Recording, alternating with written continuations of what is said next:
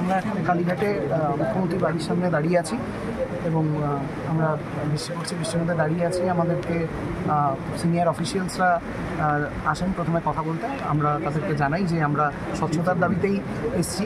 Chief secretary sir আসেন, আমরা জানাই যে স্বচ্ছতার দাবিতে আমরা এখানে এসেছি এবং আমরা লাইভ স্ট্রিমিং চাইছি। ওনারা বলেন যে এটা যেহেতু মুখ্যমন্ত্রীর বাড়ি, তাই লাইভ স্ট্রিমিং করা এখান থেকে সম্ভব নয়।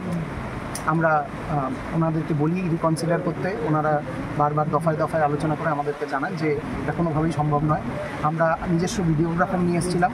আমাদের ভিডিওগ্রাফারকে আমরা বলি যে ভেতরে নিয়ে যাওয়ার অ্যালাউ করতে এবং ভিডিওগ্রাফির ফুল প্রসেসটা যাতে আমরাও করতে পারি, দ্বিপাক্ষিক একটা যাতে ভিডিওগ্রাফির ব্যবস্থা হয়, সেই কথাটা আমরা ওনাদেরকে রিকোয়েস্ট করি।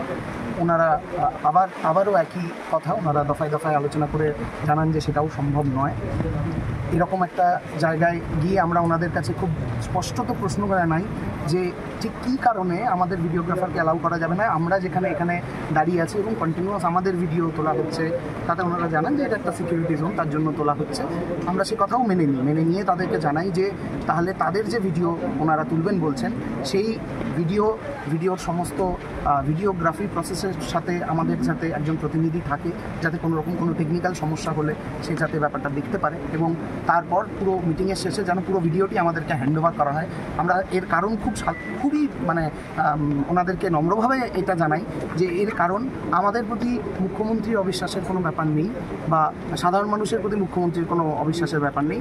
এটা আমাদের প্রতি আমাদের যে ডক্টরি মাস, যারা ডাক্তারি জনতা যারা এখন এই মুহূর্তে স্বাস্থ্য ভবনের সামনে রাস্তায় বসে আছে, তাদের কাছে জবাব দেওয়ার জন্য যে আমরা কী কথা বলেছি, এই উত্তরটি অত্যন্ত প্রয়োজন। কিন্তু অত্যন্ত দুঃখের সঙ্গে আমরা দেখছি যে এখনও আমরা অপেক্ষা করছি